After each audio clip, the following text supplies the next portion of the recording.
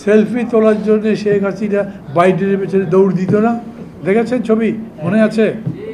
এখন আমেরিকার অনেক বড় বড় লোক, বিশ্বের বড় বড় মানুষ যারা বাইডেনের সমান বা বাইডেনের চাইতেও বড়, তারা আমাদের ইউনিসেফের সাথে এসে ছবি তোলেন। উনি আবার খুব সচেতন মানুষ, তো তাড়াতাড়ি বলতে পারলেন। আর আপনারা সবাই যারা আছেন তারা অত তাড়াতাড়ি বলতে পারেননি, কিন্তু মানুষ আমরা যারা, তাদের সচেতন হওয়া দরকার। আমি কেন একটা কথা বলছি, কেন একটা কাজ করছি, কেন স্লোগান দিচ্ছি, কেন মিছিল করছি, কেন মিটিংয়ে যাচ্ছি, বহু লোক আজকে এই ফারাক্কা দিবসে নাকে তেল দিয়ে ঘুমাচ্ছে। ওরা জানেও না আজকে যে একটা ফারাক্কা দিবস বা কিছু আছে। একটা বড় জাতীয় দৈনিক এক নামে চেনেন, সবচাইতে বেশি সম্ভবত চলে এই দেশে, তারা আজকের দিনের কোনো নিউজই করেনি। তাদের কাছে এটা কোনো বিষয় নয়, কিন্তু আমাদের কাছে বিষয়। যে কথাটা সবারই বলবার কথা কিন্তু অন্যান্য কথা বলতে গিয়ে সম্ভবত বলেননি, সেটা হচ্ছে ফারাক্কার যে চুক্তি হয়েছিল তার মেয়াদ আগামী বছরের ফেব্রুয়ারি মাসে শেষ হয়ে যাবে, এবং ফারাক্কার চুক্তিটা হয়েছিল এই যে বাংলাদেশকে ভারত ৪৪,০০০ কিউসেক করে পানি দেবে। ৪৪,০০০ কিউসেক মানে কি বলা খুব মুশকিল। কিউসেক বোঝায় কীরকম করে জানি না, কিন্তু একটা পরিমাণ যেটা হিসাব করে দেখা গেছে যে ওই পরিমাণ পানি বাংলাদেশের জন্য লাগবে। কিন্তু এটাই সত্যি যে চুক্তি হওয়ার পর ধীরে ধীরে ভারত ওই পানির পরিমাণ কমিয়ে দিয়েছে। এটা সবাই জানেন। এই যে সেলিম বক্তৃতা করলো, ওর বাড়ি তো রাজশাহী এখন এই গরমে লু বাতাসের মতো বাতাস বয়, খুবই গরম।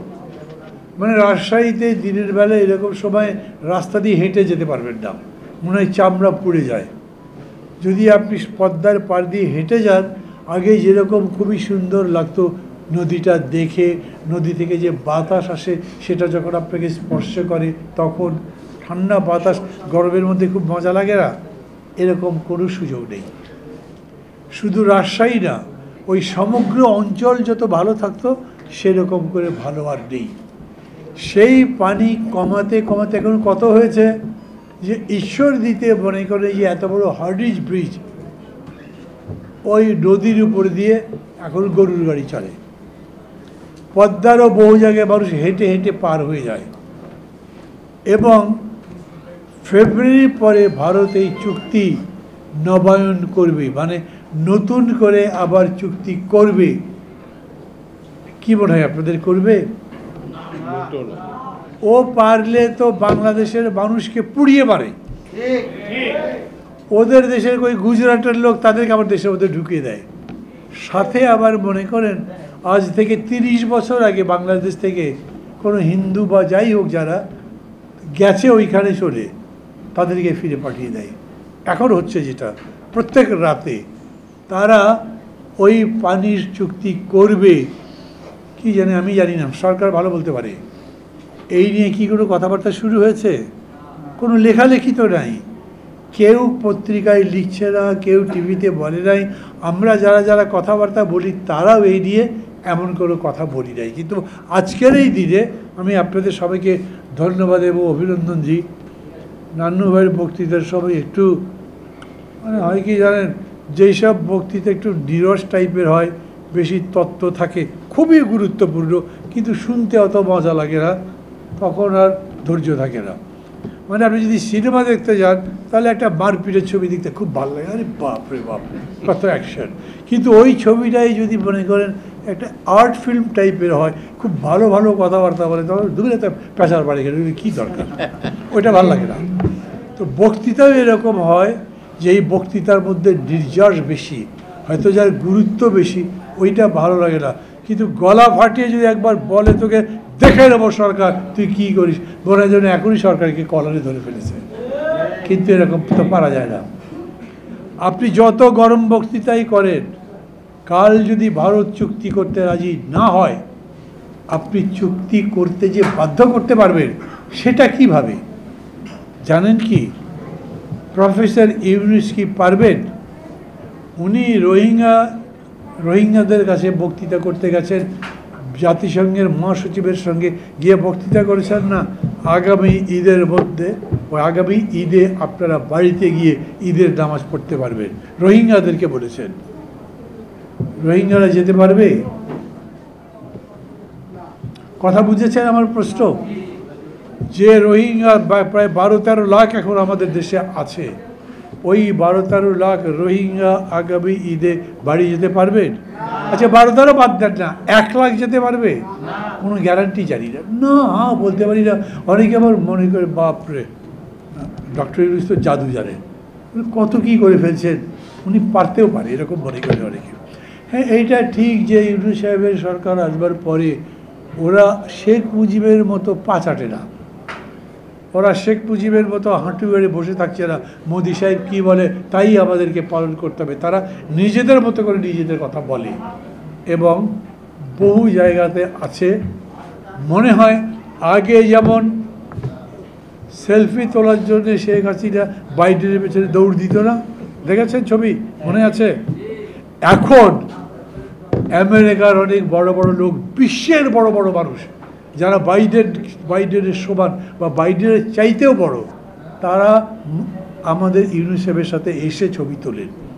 কিন্তু তারপরেও আমি বলি, ডক্টর ইউনূসকে এত সম্মান দেওয়ার পরেও আমি বলি উনি বাংলাদেশের প্রধান উপদেষ্টা, মানে প্রধানমন্ত্রীর সমান।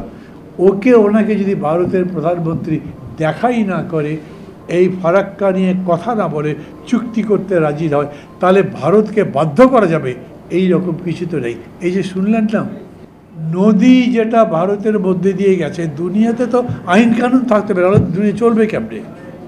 যে জায়গা থেকে নদীটা শুরু হয়েছে, তারপরে নদী যত দূর দিয়ে গেছে, আমার দেশের মধ্যে দিয়ে নদী যদি বইতে থাকে, আমি সেই নদীর পানি পাবো না। আপনি নিজের দেশের মধ্যে বাদ দিয়ে সে পানি নিয়ে যেতে পারেন? পারে না, তাহলে দুনিয়া চলবে কীরকম করে? অতএব এরকম করে রাষ্ট্রসংঘ মানে সারা দুনিয়ার যতগুলো দেশ আছে তাদের দিয়ে যে জাতিসংঘ, তার কতগুলো বিধান আছে। দুঃখজনক হচ্ছে সেই বিধান আমাদের দেশে কার্যকর নয়। আমরা সেই রকম কোনো আইনে স্বাক্ষর করি নাই, ভারত করেনি, চীন করেনি। খেয়াল করবেন, বেশি নদী তো চীন থেকে নদী বেরিয়ে ভারতের মধ্যে দিয়ে গেছে। কোনো কোনো নদী নিশ্চয়ই, অনেকগুলো নদী ভারত থেকেও তো উৎপন্ন হয়েছে বা শুরু হয়েছে, কিন্তু এই নদীগুলো সেই দেশ দিয়ে আসে। চীনও কোনো কোনো জায়গাতে এরকম বাধা তৈরি করেছে, যেটা ভারত অভিযোগ করে। তো ভারত তো চীনের সাথে পারে না, বাংলাদেশের সাথে পারে। অতএব চীন তার মতো করছে, ভারত আমাদের উপরে আবার এই বঞ্চনার কাজটা করছে। কি করা দরকার?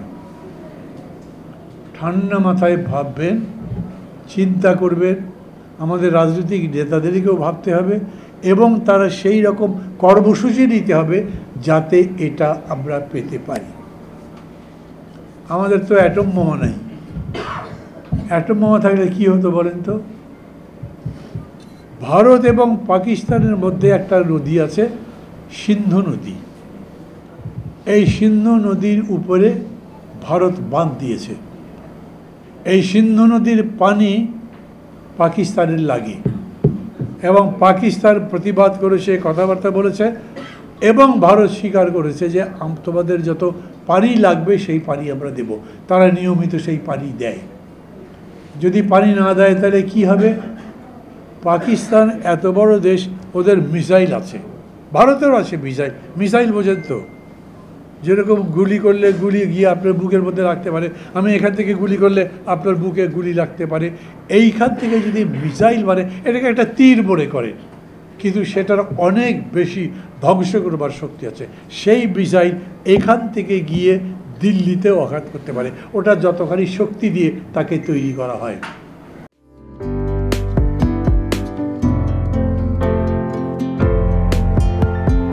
পহেলা জানুয়ারি 2025 ইউটিউব জার্নালিজমের অগ্রদূত changetv.press 6 বছর পেরিয়ে পা রাখল গর্বিত সাথে। আমি অত্যন্ত আনন্দিত হলাম যে চেঞ্জ টিভি আগামী কয়েকদিনের মধ্যেই 6 বছর পূর্ণ করবে।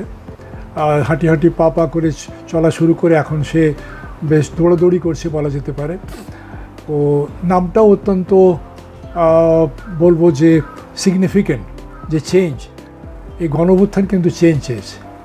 সেই হিসেবে তোমার টেলিভিশনের, তোমার এই চ্যানেলের নামের একটা যথেষ্ট মিল পাওয়া যায়। আমার প্রত্যাশা যে এই গণঅভ্যুত্থানের যে প্রত্যাশা, যে আশা আকাঙ্ক্ষা, চেঞ্জ টিভি সেটিকে এগিয়ে নিয়ে যাবে। তোমাকে শুভেচ্ছা। চেঞ্জ টিভি যারা সম্পৃক্ত আছেন, যারা কর্মী আছেন, সামনে পেছনে সকলকে আমার শুভেচ্ছা। changetv.press, এক ফোঁটা হলুদও নেই।